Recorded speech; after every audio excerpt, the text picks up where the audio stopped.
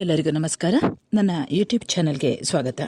ವಿದ್ಯಾರ್ಥಿಗಳೇ, ನೀವು ಅಂದುಕೊಂಡ ಗುರಿಯನ್ನು ಸಾಧಿಸಲು ಗುರಿ ಸ್ಪಷ್ಟವಾಗಿರಬೇಕು, ದಾರಿ ಸಮರ್ಪಕವಾಗಿರಬೇಕು, ದಾರಿಗ ಸಮರ್ಥನಾಗಿರಬೇಕು. ವಿದ್ಯಾರ್ಥಿ ಎಂದರೆ ಯಾರು? ವಿದ್ಯಾರ್ಥಿ ಜೀವನದ ಗುರಿ ಏನು? ವಿದ್ಯೆಯನ್ನು ಅಭ್ಯಸಿಸುವವನು ಅಥವಾ ವಿದ್ಯಾರ್ಜನೆಯ ಉದ್ದೇಶವನ್ನು ಹೊಂದಿರುವವನು ವಿದ್ಯಾರ್ಥಿ ಎನಿಸುತ್ತಾನೆ. ಶಿಕ್ಷಣ ಅಥವಾ ವಿದ್ಯೆ ಎಂಬುದು ಜೀವನ ಪರ್ಯಂತ ನಡೆಯುವ ಪ್ರಕ್ರಿಯೆ. ವಿದ್ಯಾರ್ಜನೆಯೇ ವಿದ್ಯಾರ್ಥಿ ಜೀವನದ ಗುರಿ. ಈ ವಿದ್ಯೆ ಎಂಬುದು ಕೇವಲ ಹೊಟ್ಟೆಪಾಡಿಗೆ ದಾರಿ ಮಾಡುವ ವಿದ್ಯೆ ಆಗಿರದೆ ತಮ್ಮ ವ್ಯಕ್ತಿತ್ವದ ಸರ್ವಾಂಗೀಣ ಅಭಿವೃದ್ಧಿಗೆ ಕಾರಣರಾಗಿ ಯೋಗ್ಯ ವ್ಯಕ್ತಿಗಳಾಗುವುದೇ ವಿದ್ಯಾರ್ಥಿ ಜೀವನದ ಗುರಿ. ಹೌದು ವಿದ್ಯಾರ್ಥಿಗಳೇ, ನನ್ನ ಯೂಟ್ಯೂಬ್ ಚಾನೆಲ್ಗೆ ನೀವು ಹೊಸಬರಾಗಿದ್ದಲ್ಲಿ ಸಬ್ಸ್ಕ್ರೈಬ್ ಮಾಡಿ, ಹಾಗೆಯೇ ಈ ಲಿಂಕನ್ನು ನಿಮ್ಮ ಸ್ನೇಹಿತರಿಗೂ ಕೂಡ ಶೇರ್ ಮಾಡಿ. ಇಂದಿನ ವಿಡಿಯೋದಲ್ಲಿ ನೀವು ನಿಮ್ಮ ಗುರಿಯನ್ನು ಸೇರಲು ಮುಂದಿನ ದಿನಗಳಲ್ಲಿ ಬರಲಿರುವ ಪರೀಕ್ಷೆಯಲ್ಲಿ ನೀವು ಯಾವ ರೀತಿ ಉತ್ತರಿಸಬೇಕು ಎಂಬುದನ್ನು ನಾನು ನಿಮಗೆ ತಿಳಿಸಲಿದ್ದೇನೆ. ವಿದ್ಯಾರ್ಥಿಗಳೇ, ಒಂದು 100 ಮೀಟರ್ ಓಟದ ಸ್ಪರ್ಧೆಯಲ್ಲಿ ಓಟದ ವಿಜೇತರನ್ನು ನಿರ್ಧರಿಸೋದು ಹೇಗೆ ಅಂತ ನಿಮಗೆಲ್ಲ ತಿಳಿದಿದೆ. ಪರೀಕ್ಷಕರು ಓಟದ ಅಂತ್ಯದಲ್ಲಿ ಯಾರು ಮುಂದಿರುತ್ತಾರೆ ಎಂಬುದನ್ನು ನೋಡಿ ವಿಜೇತರನ್ನು ನಿರ್ಧರಿಸುತ್ತಾರೆ. ಓಟದ ಅಂತ್ಯದ ಆ ಒಂದು ಕ್ಷಣಗಳೇ ಗೆಲುವನ್ನು ತರುವಲ್ಲಿ ನಿರ್ಣಾಯಕವಾದಂತೆಯೇ ನಿಮ್ಮ ಇಡೀ ವರ್ಷದ ವಿದ್ಯಾರ್ಥಿಯ ಸಾಧನೆಯ ಯಶಸ್ಸನ್ನು ನಿರ್ಣಯಿಸುವಲ್ಲಿ ಪರೀಕ್ಷಕರ ಪಾಲಿಗೆ ನಿರ್ಣಾಯಕವಾದುದು ಪರೀಕ್ಷೆಯಲ್ಲಿನ ಆತನ ಉತ್ತರ ಪತ್ರಿಕೆ. ಓಟದ ಅಂತ್ಯದ ಕೆಲವು ಕ್ಷಣಗಳ ಕಡೆಗೆ ಗಮನ ಕೊಡುವಂತೆ ಈ ಪರೀಕ್ಷೆಯ ಕೆಲವು ಗಂಟೆಗಳ ಕಡೆಗೆ ವಿಶೇಷವಾದಂತಹ ಗಮನವನ್ನು ಹರಿಸದಿದ್ದರೆ ಎಣ್ಣೆ ಬರುವಾಗ ಗಾಣ ಮುರಿಯಿತು ಎಂಬಂತೆ ಯಶಸ್ಸಿನಿಂದ ವಂಚಿತರಾಗಬೇಕಾಗುತ್ತದೆ. ಆದ್ದರಿಂದ ಕೈಗೆ ಬಂದ ತುತ್ತನ್ನು ಬಾಯಿಗೆ ಬರಿಸುವ, ನಿಮ್ಮ ಯಶಸ್ಸನ್ನು ರೂಪಿಸುವ ಪರೀಕ್ಷೆಯ ಕಡೆಗೆ ಅಲ್ಲ, ಪರೀಕ್ಷೆಯ ಉತ್ತರ ಪತ್ರಿಕೆಯ ಕಡೆಗೆ ವಿಶೇಷ ಗಮನ ಕೊಡಿ. ಇನ್ನೇನು ಪರೀಕ್ಷೆಗಳು ಹತ್ತಿರ ಬರ್ತಾ ಇದೆ. ಹಾಗಾಗಿ ನೀವು ಮುಂದೆ ಬರೆಯಲಿರುವಂತಹ ಪರೀಕ್ಷೆಯಲ್ಲಿ ಬರೆಯಲಿರುವಂತಹ ಉತ್ತರ ಪತ್ರಿಕೆ ಇದೆ ನೋಡಿ, ಅದಕ್ಕೆ ಮೊದಲ ಗಮನ, ಒಂದು ವಿಶೇಷವಾದಂತಹ ಗಮನವನ್ನು ನೀವು ಕೊಡಬೇಕು. First impression is the best impression. ಅಂದರೆ ಮೊದಲ ನೋಟಕ್ಕೆ ಮೂಡುವ ಭಾವನೆಗಳೇ ತುಂಬ ಪರಿಣಾಮಕಾರಿಗಳು ಎಂಬ ಒಂದು ಮಾತಿದೆ. ಅಂತೆಯೇ ನಿಮ್ಮ ಉತ್ತರ ಪತ್ರಿಕೆಯನ್ನು ನೋಡಿದೊಡನೆಯೇ ಪರೀಕ್ಷಕರಲ್ಲಿ, ಅಂದರೆ ಮೌಲ್ಯಮಾಪಕರಲ್ಲಿಯೂ ಕೂಡ ಅತ್ಯುತ್ತಮ ಅಭಿಪ್ರಾಯ ಮೂಡುವಂತಿದ್ದರೆ ನಿಮಗೆ ಖಂಡಿತವಾಗಿಯೂ ಹೆಚ್ಚು ಅಂಕಗಳು ದೊರೆಯುತ್ತದೆ. ಆದ್ದರಿಂದ ಪರೀಕ್ಷೆಯ ಯಶಸ್ಸು ನೀವು ಉತ್ತರವಾಗಿ ಏನನ್ನು ಬರೆಯುವಿರಿ ಎಂಬುದು ಮಾತ್ರವಲ್ಲ, ಉತ್ತರವನ್ನು ಹೇಗೆ ಬರೆಯುವಿರಿ ಎಂಬುದನ್ನು ಕೂಡ ಅವಲಂಬಿಸಿದೆ. ಚೆನ್ನಾಗಿ ಉತ್ತರಿಸುವುದು ಒಂದು ಕಲೆಯೇ ಹೌದು. ಈ ಚೆನ್ನಾಗಿ ಉತ್ತರಿಸುವ ಕಲೆಯನ್ನು ಕಲಿತವರಿಗೆ ಪರೀಕ್ಷೆಯಲ್ಲಿ ಯಶಸ್ಸು ಅನ್ನುವಂಥದ್ದು, ಒಂದು ಫಲ ಅನ್ನುವಂಥದ್ದು ಒಲಿದು ಬರುವುದಂತೂ ಖಂಡಿತ. ಆದ್ದರಿಂದ ವಿದ್ಯಾರ್ಥಿಗಳೇ, ಪರೀಕ್ಷೆಯಲ್ಲಿ ಯಶಸ್ಸು ಸಿಗಲು ನೀವು ಉತ್ತರ ಪತ್ರಿಕೆಯಲ್ಲಿ ನಿಮ್ಮ ಕೈ ಬರಹ ಸ್ಫುಟವಾಗಿ ಅಂದವಾಗಿರಬೇಕು. ಒಂದು ತೆಳ್ಳಗಿನ ಶಾಯಿಯಲ್ಲಿ ಸಪೂರ ಮೊನೆಯ ಪೆನ್ನಿನಿಂದ ಬರೆಯಲು ಹೋಗಬೇಡಿ. ಅಕ್ಷರಗಳು ಎದ್ದು ಕಾಣುವಂತೆ ದಪ್ಪವಾಗಿ ಸ್ಫುಟವಾಗಿ ಬರೆಯುವ ಪೆನ್ನಿನಿಂದ ಮುದ್ದಾಗಿ ಬರೆಯಿರಿ, ಅಂದವಾಗಿ ಬರೆಯಿರಿ. ಚಿತ್ತು ಅಥವಾ ಶಾಯಿಯ ಕಲೆಗಳು ಆಗಿ ಉತ್ತರ ಪತ್ರಿಕೆ ಹೊಲಸಾಗದಂತೆ, ಹಾಗೆಯೇ ಹೊಡೆದು ಹಾಕುವಂತಹ ಪ್ರಸಂಗ ಬಂದು ಅಸಹ್ಯವಾಗಿ ಕಾಣಿಸದ ಹಾಗೆ ಎಚ್ಚರವನ್ನು ವಹಿಸಿ. ಇನ್ನು ಎರಡನೆಯ ಒಂದು ಕ್ರಮ ಹೇಗಿದೆ ಅಂತ ನೋಡಿಕೊಳ್ಳಿ. ಕ್ರಮವತ್ತಾಗಿ ಒಂದರ ಕೆಳಗೆ ಒಂದರಂತೆ, ಅಂದರೆ ಪಾಯಿಂಟ್ ಬೈ ಪಾಯಿಂಟ್ ಬರೆಯಬೇಕು. ಉತ್ತರ ಪತ್ರಿಕೆಯನ್ನು ತಿದ್ದುವಂತಹ ಅವಸರದಲ್ಲಿರುವಂತಹ ಮೌಲ್ಯಮಾಪಕರಿಗೆ ಗಮನ ಸೆಳೆಯಲು ಈ ಕ್ರಮವನ್ನು ಬಿಡದೆ ಅನುಸರಿಸಿ. ಇನ್ನು ಮೂರನೆಯದು, ಉತ್ತರಗಳು ಸಮರ್ಪಕವಾಗಿದ್ದು ಸುಂದರವಾದ ಭಾಷೆಯಲ್ಲಿ ಅಚ್ಚುಕಟ್ಟಾಗಿ ನಿರೂಪಿಸಲ್ಪಟ್ಟಿರಬೇಕು. ಸ್ಪೆಲ್ಲಿಂಗ್ ತಪ್ಪುಗಳು ಅಥವಾ ವ್ಯಾಕರಣ ದೋಷಗಳು ಇರಬಾರದು. ಸರಿಯಾಗಿ ಓದಿದವರಿಗೆ ಪ್ರಶ್ನೆಗೆ ಸರಿಯಾದ ಉತ್ತರ ಹೇಗೋ ಹೊಳೆಯುತ್ತದೆ. ಇದು ಇಡೀ ವರ್ಷದ ಸಾಧನೆಯನ್ನು, ಸ್ಮರಣ ಶಕ್ತಿಯನ್ನು ಕೂಡ ಅವಲಂಬಿಸಿದೆ. ಒಂದಂತೂ ಖಂಡಿತ, ಸುಂದರ ಭಾಷೆಯಲ್ಲಿ ಅಚ್ಚುಕಟ್ಟಾಗಿ ಪರೀಕ್ಷಾ ಕೊಠಡಿಯಲ್ಲೇ ಯೋಚಿಸಿ ಉತ್ತರವನ್ನು ಮೂಡಿಸುವುದು. ನೀವು ಹೇಗೆ ನಿಮ್ಮ ಮನೆಗೆ ಅತಿಥಿಗಳು ಬಂದಾಕ್ಷಣ ಸ್ವಾದಿಷ್ಟ ತಿಂಡಿ ತಯಾರಿಸಿ ಅವರ ಎದುರು ತಂದಿರಿಸುವೆ ಎಂದಂತೆಯೇ ಕೈಗೂಡದ ಮಾತು. ಅಂದರೆ ಮುಂದಾಗಿ ತಿಂಡಿ ತಯಾರಿಸಿಕೊಂಡಿದ್ದಲ್ಲಿ ಮಾತ್ರ ಅದನ್ನು ಆ ಕ್ಷಣಕ್ಕೆ ಬಂದಂತಹ ಅತಿಥಿಗಳಿಗೆ ಅರ್ಪಿಸಿ ಅವರ ಮನಸ್ಸನ್ನು ಗೆಲ್ಲಬಹುದು, ಅಂದರೆ ಅವರಿಗೆ ಖುಷಿಪಡಿಸಬಹುದು.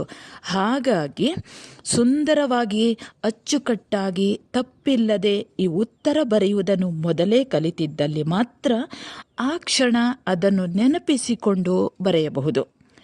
ಇನ್ನು ಪರೀಕ್ಷೆಯ ತಯಾರಿಗೆ ಯಾವಾಗ ಹೇಗೆ ತೊಡಗಬೇಕು?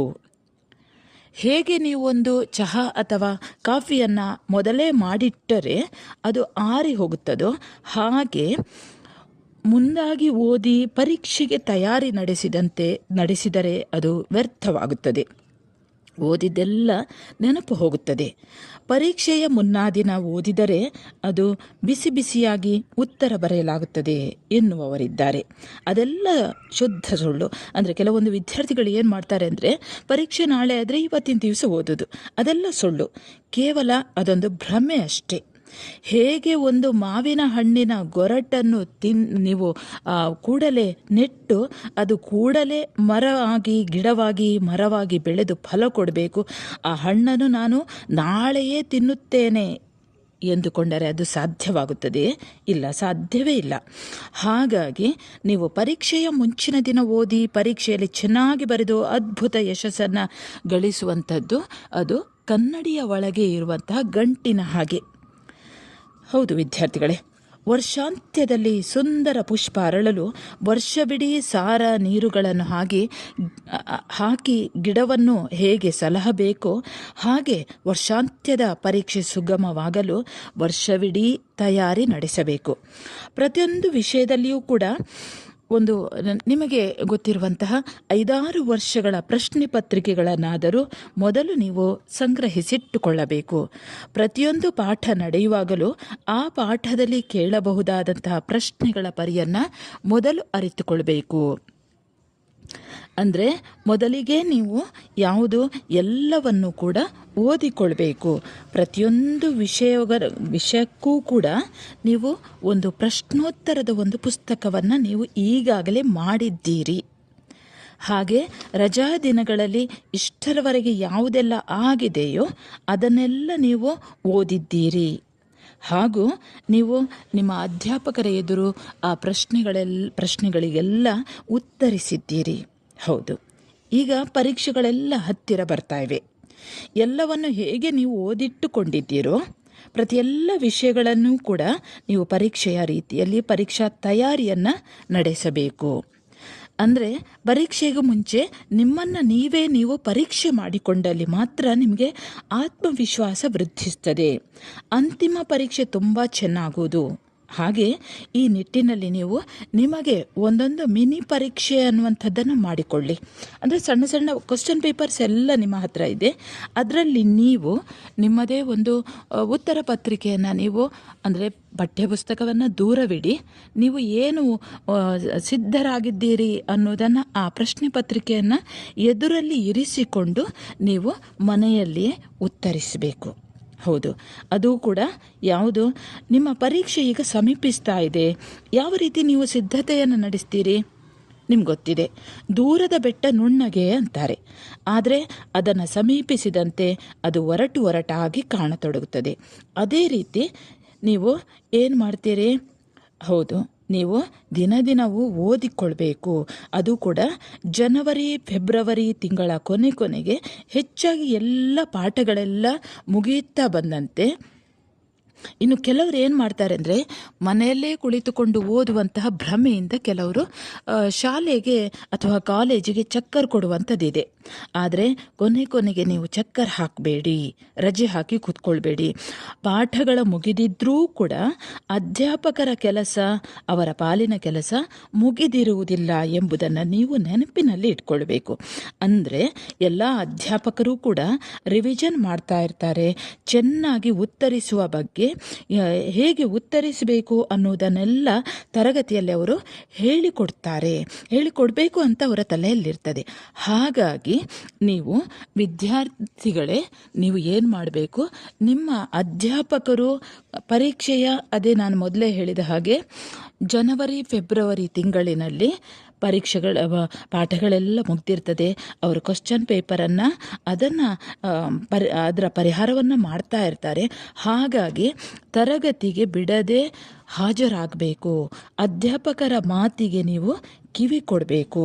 ಅದೂ ಕೂಡ ಕೆಲವೊಮ್ಮೆ ಏನಾಗ್ತದೆ, ನೀವು ಯಾವ ರೀತಿ ಕ್ವಶನ್ ಪೇಪರನ್ನು ಕೊಟ್ಟಿರ್ತಾರೋ, ನಿಮ್ಮ ಹತ್ತಿರ ಯಾವುದೆಲ್ಲ ಅದಕ್ಕೆ ಪೂರಕವಾದದ್ದು ಏನೆಲ್ಲ ಇದೆಯೋ ಅದೆಲ್ಲವನ್ನೂ ಕೂಡ ನೀವು ಓದಿಕೊಂಡಾಗ ಪರೀಕ್ಷೆಗಳನ್ನು ಎದುರಿಸುವಂತಹ ಧೈರ್ಯ, ಉತ್ಸಾಹ ನಿಮ್ಮಲ್ಲಿ ಬರ್ತದೆ. ಅಂದು ಪರೀಕ್ಷೆಗಳು ಸಮೀಪಿಸ್ತಾ ಬಂದ ಹಾಗೆ ಹೊಸ ವಿಚಾರಗಳನ್ನು ತಿಳಿಯುವಂತಹ ಪ್ರಯತ್ನಕ್ಕೆ ಪೂರ್ಣ ವಿರಾಮ ಹಾಕಿ. ಅಂದರೆ ಈವರೆಗೆ ನಿಮ್ಮ ಶಾಲಾ ಕಾಲೇಜುಗಳಲ್ಲಿ ಏನು ಹೇಳಿಕೊಟ್ಟಿದ್ದಾರೋ ಅದನ್ನೇ ಅರಗಿಸಿಕೊಳ್ಳಿ. ತಿಳಿಯದೇ ಇರುವಂತಹ ವಿಚಾರಗಳು ಏನಾದರೂ ಇದ್ದರೆ ನಿಮ್ಮ ಅಧ್ಯಾಪಕರು, ಉಪನ್ಯಾಸಕರೊಡನೆ ಕೇಳಿ ತಿಳಿದುಕೊಳ್ಳಿ. ಅರ್ಥ ಮಾಡಿಕೊಳ್ಳದೆ ಸುಮ್ಮನೆ ನೀವು ಬಾಯಿಪಾಠ ಮಾಡ್ತಾ ಹೋಗಬೇಡಿ. ಬಾಯಿಪಾಠ ಮಾಡಿದರೆ ಏನಾಗ್ತದೆ ಅಂದರೆ, ಕೆಲವೊಮ್ಮೆ ಪ್ರಶ್ನೆಯನ್ನು ಸ್ವಲ್ಪ ಬದಲಿಸಿ ಕೇಳಿದರೂ ಸಾಕು, ಅಂದರೆ ಉಲ್ಟಾ ಪಲ್ಟಾ ಕೇಳಿದರೂ ಸಾಕು, ನೀವು ಉತ್ತರಿಸುವಲ್ಲಿ ವಿಫಲರಾಗ್ತೀರಿ. ಹಾಗಾಗಿ ಪ್ರತಿಯೊಂದು ಪ್ರಶ್ನೆಯನ್ನು ಅರ್ಥೈಸಿಕೊಳ್ಬೇಕು. ಪ್ರತಿಯೊಂದು ಉತ್ತರವನ್ನು ಕೂಡ ಅರ್ಥೈಸಿಕೊಂಡು ಒಂದಕ್ಕೂ ಮತ್ತು ಇನ್ನೊಂದಕ್ಕೆ ಇರುವಂತಹ ಸಂಬಂಧಗಳನ್ನು ಯಾವುದು ಅನ್ನೋದನ್ನು ನೀವು ಅರ್ಥೈಸಿಕೊಳ್ಬೇಕು. ಆಗ ಪ್ರಶ್ನೆ ಬದಲಾದರೂ ಕೂಡ ಅದಕ್ಕೆ ಬರೆಯಬೇಕಾದಂಥ ಉತ್ತರ ನಿಮ್ಮಲ್ಲಿದೆ. ಇನ್ನು ಕೆಲವೊಮ್ಮೆ ಏನಾಗ್ತದೆ ಅಂದರೆ, ನೀವು ಪ್ರಶ್ನೆಗಳನ್ನು ಕೇಳಿದರೆ ಅಧ್ಯಾಪಕರು ಏನು ಯೋಚನೆ ಮಾಡ್ತಾರೋ ಏನೋ ಅಂತ ನೀವು ನಿಮ್ಮಲ್ಲೇ ಹಿಂಜರಿಬೇಡಿ. ಯಾವುದೇ ಪ್ರಶ್ನೆಗಳನ್ನು ಕೇಳಲಿಕ್ಕಿದ್ರೂ ಕೂಡ ನೀವು ಯಾವುದೇ ಸಂಶಯವನ್ನು ತಾಳದೆ ನೀವು ನಿಮ್ಮ ಅಧ್ಯಾಪಕರಲ್ಲಿ ನಿಮಗೇನು ಸಂದೇಹ ಬಂದಿದೆ, ಏನು ಸಮಸ್ಯೆ ಇದೆ ಅದನ್ನು ನಿಮ್ಮ ಅಧ್ಯಾಪಕರಲ್ಲಿ ಕೇಳಿ. ಹೌದು, ನಿಮಗೆ ಈಗ ಏನು ಪರೀಕ್ಷೆ ಆರಂಭವಾಗಿದೆ.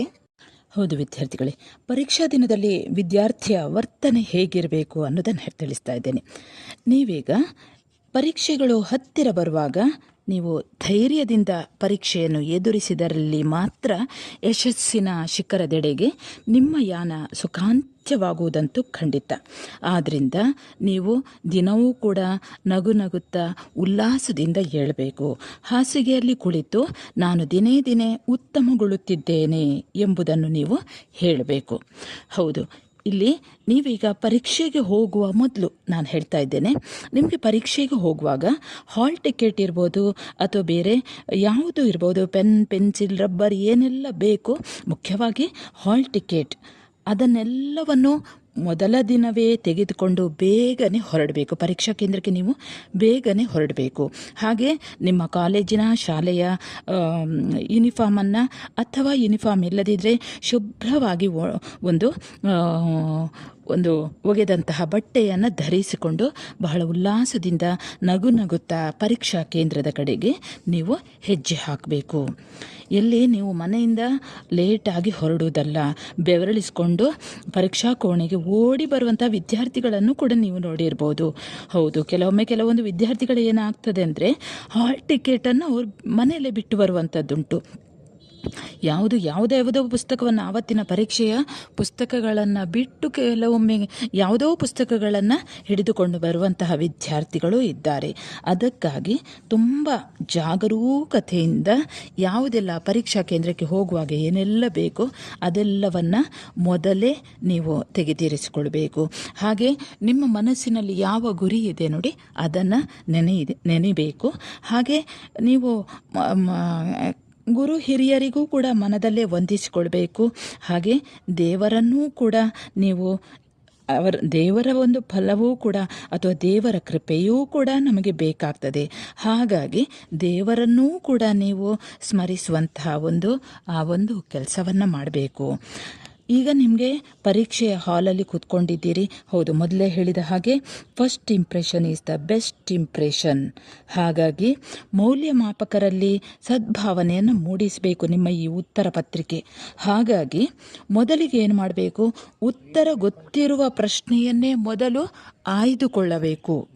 ಮೊದಲ ಪ್ರಶ್ನೆಯನ್ನೇ ಮೊದಲು ಉತ್ತರಿಸಬೇಕು ಅನ್ನುವಂಥ ನಿಯಮಗಳಿಲ್ಲ. ಆದ್ದರಿಂದ ನೀವು ಯಾವುದನ್ನು ಉತ್ತರಿಸುತ್ತಿದ್ದೀರಿ ನೋಡಿ, ಆ ಪ್ರಶ್ನೆಯ ಸಂಖ್ಯೆಯನ್ನು ಮಾತ್ರ ಮಾರ್ಜಿನಲ್ಲಿ ಸ್ಪಷ್ಟವಾಗಿ ಬರೆಯಬೇಕು. ಉತ್ತರ ಪತ್ರಿಕೆಯ ಗೆರೆಗಳು ತುಂಬ ದಪ್ಪವಾಗಿರ್ತದೆ, ನೀವೆಲ್ಲ ಗಮನಿಸಿರ್ಬೋದು. ಹೌದು, ಹಾಗಾಗಿ ನೀವು ಏನು ಮಾಡಬೇಕು, ಮೊದಲೇ ಪೆನ್ನನ್ನು ಮನೆಯಲ್ಲೇ ಸರಿ ಬರೆಯುತ್ತದೆಯೋ ಇಲ್ಲವೋ ಅನ್ನೋದನ್ನು ಮೊದಲೇ ನೋಡಿ ಇಟ್ಟುಕೊಳ್ಬೇಕು. ಅಲ್ಲಿ ಪರೀಕ್ಷಾ ಹಾಲಿಗೆ ಬಂದ ನಂತರ ಅಲ್ಲಿ ಉತ್ತರ ಪತ್ರಿಕೆಯಲ್ಲಿ ಬರೀತದಾ ಇಲ್ವಾ ಅಂತ ನೋಡೋದಲ್ಲ.